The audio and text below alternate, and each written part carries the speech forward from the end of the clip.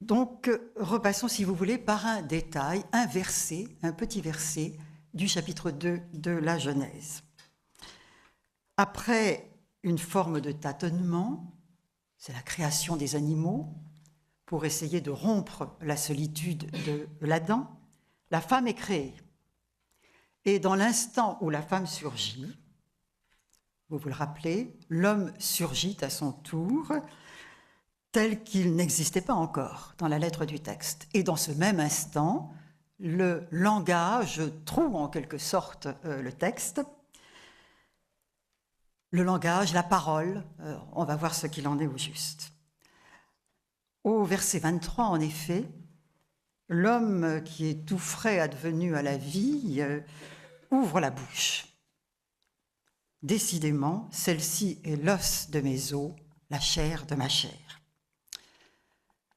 J'avoue avoir été longtemps sensible au fait que les premières mesures du langage humain dans la Bible, ce sont les mots d'un homme qui admire une femme.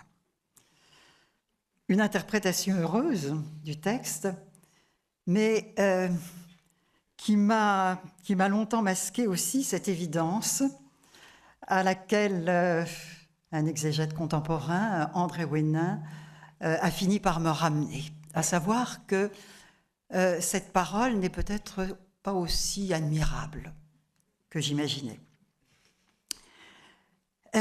L'homme dont les lèvres s'ouvrent sous la pression d'un étonnement admiratif parle bien ici en son nom propre, en « je », mais pour désigner une femme à la troisième personne, comme disent les linguistes, la non-personne, la place de l'objet. Autrement dit, le langage qui est clos ici n'institue pas de relation.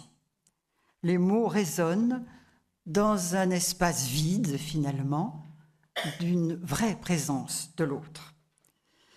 Donc l'homme qui naît à la parole rate l'entrée dans l'expérience de la différence. D'ailleurs, ce qu'il dit consiste à dire « elle est comme moi ». Donc nous sommes en fait au seuil de la parole et il va falloir tout un chemin pour que l'espace du langage soit investi par la présence de ce « elle », mais métamorphosé en un « tu », et pour qu'advienne entre l'un et l'autre quelque chose comme une conversation.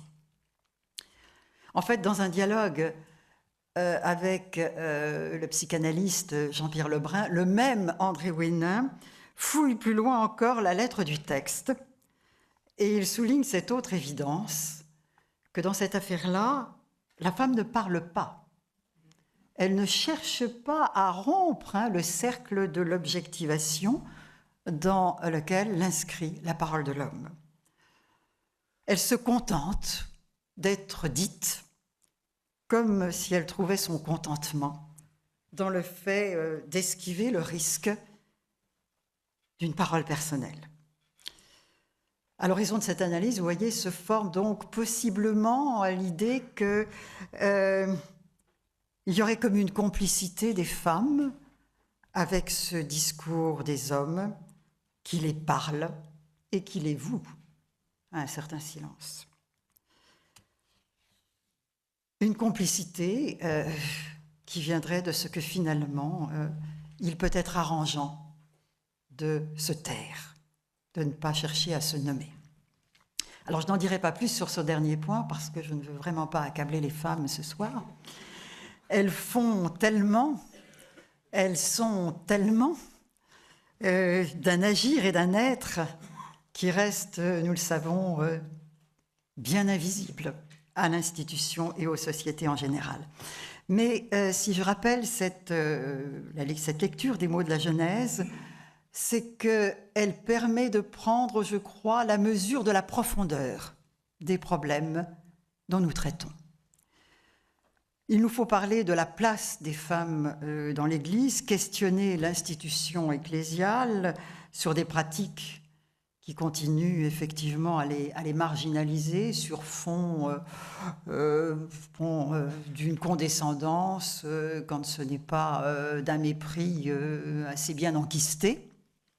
Mais le problème de fond est bien celui de la relation entre les hommes et les femmes. Ainsi donc, la question des femmes dans l'Église est pour moi directement reliée à l'avenir de cette relation.